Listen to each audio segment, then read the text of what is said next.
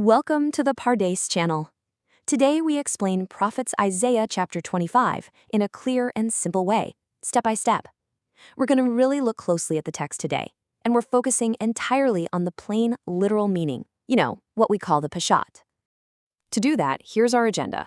We'll start with context and a short hook, move into a step-by-step walkthrough, then clarify the Hebrew imagery.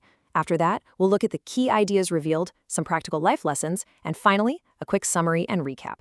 Let's jump right into Section 1, Context and Short Hook, the Fall of the Unbreakable. So, we are stepping right into the middle of a truly powerful vision here, where the world order has just been completely turned upside down. Chapter 25 actually opens up with the prophet praising God for his wonderful plans and ancient faithfulness. But to truly grasp what he's praising, I want you to imagine the most secure, imposing fortress you possibly can. Picture these massive stone walls, heavy iron gates, a place that projects absolute, unquestionable human dominance and power. Got it? Now, picture it completely dismantled. In an instant. You have to wonder, what happens to the people inside? And what happens to the people watching from the outside? Well, that is exactly the scene the prophet is painting for us.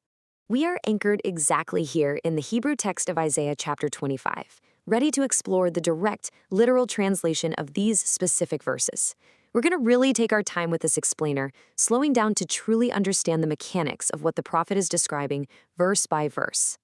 Which brings us to Section 2, step-by-step walkthrough, verse by verse. Let's see how this builds.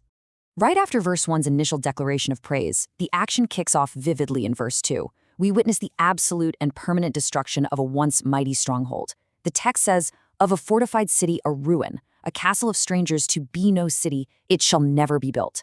I want you to really notice the finality of those words. It doesn't just say the city was damaged or, temporarily conquered. It says it is no city, and crucially, it shall never be built. This is a total, permanent erasure of human arrogance. Now, just to clarify the who and the what here, these strangers the text mentions, they are the arrogant foreign oppressors. They're the enemies of God's people. And their castle, which is their ultimate symbol of dominance, wealth, and military might, is reduced to a literal heap.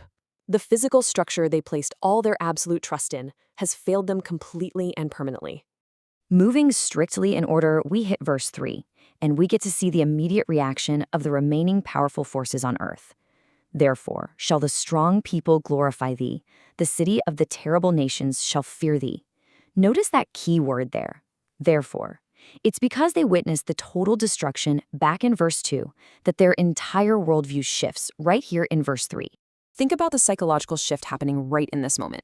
The terrible nations, and by that we mean these other terrifying, formidable military powers, they look at the fallen city of their peers, and they realize in a flash that their own military might, their own heavily fortified walls, are completely useless against God.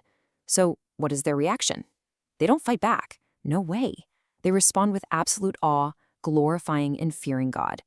Because true worldly power has no choice but to recognize ultimate divine authority. This brings us right into the first half of verse 4, which presents a magnificent shift in focus. We move from the powerful nations to the highly vulnerable individuals. It says, "For thou hast been a stronghold to the poor, a stronghold to the needy in his distress."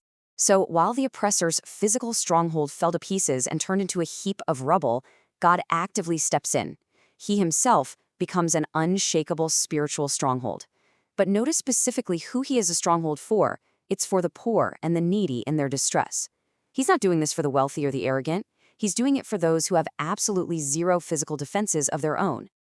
Then the prophet uses these incredibly vivid sensory weather metaphors in the second half of verse 4 to describe exactly how this protection feels. He writes, "A refuge from the storm, a shadow from the heat. For the blast of the terrible ones was as a storm against the wall." This brilliantly illustrates the sheer contrast of the situation. Just look at the two sides here. On one side, you have the threat, the relentless, violent attack of the wicked, described as the blast of the terrible ones. It's literally like a fierce, striving winter storm or blistering, scorching desert heat. But on the other side, you have the protection. When that violent storm hits, it merely acts as a storm against the wall. It crashes against the outside of God's sheltering refuge. It makes a lot of chaotic noise, sure, but it leaves the poor and needy inside completely untouched and entirely safe. Reading into the first part of verse 5, we get to observe how the text beautifully resolves the tension of this enemy attack. It says, "As the heat in a dry place, thou didst subdue the noise of strangers." This is just a stunning picture of effortless, divine power. God doesn't have to strain or struggle or fight to defeat the oppressors. He simply quiets the terrifying noise of strangers, all their battle cries, their threats, their chaotic oppression, in the exact same natural, undeniable way that a passing cloud effortlessly brings a cooling shadow to a parched, dry place. The heat is subdued instantly. The enemy is neutralized completely. Let's move into section 3, clarifying the Hebrew imagery and really unpacking these metaphors. Let's properly define this blast of the terrible ones. In the physical world, a driving, freezing rainstorm feels totally overwhelming, right? I mean, if you're caught out in it, it can literally be a matter of life and death. But if you are safely inside a well-built stone structure, that exact same terrifying storm just becomes background noise, beating harmlessly against a sturdy wall. By understanding this imagery in simple, everyday English, we can really feel the sheer, terrifying force of the enemies being completely, totally neutralized by this wall of divine protection. The threat out there is very real, but the sheltering side is absolute. Okay, section 4. Key ideas revealed, sticking strictly to the plain meaning, the Peshat. The text here clearly establishes a massive reversal of human expectations. First, physical fortresses of the arrogant are entirely temporary, and they will ultimately fall. Second, true worldly power has no choice but to fear God's authority. And third, divine protection is fiercely granted to the humble and vulnerable. But, the plain meaning of this chapter doesn't just stop at verse 5. It actually builds to a magnificent climax in verses 6 through 12.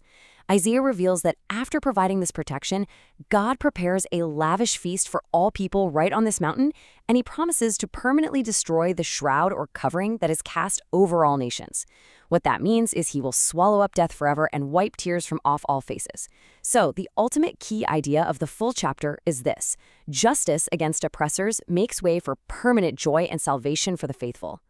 Now, for section 5, practical life lessons. How do we apply this ancient wisdom? The lessons from this full chapter are really profound in their simplicity. Number 1, do not place your absolute trust in man-made wealth, status symbols, or physical security, because honestly, those can become a ruin overnight. Number 2, find your internal stability and refuge in faith during life's chaotic storms, letting God be your solid wall. Number 3, actively champion, shelter, and protect the poor and needy in your own community.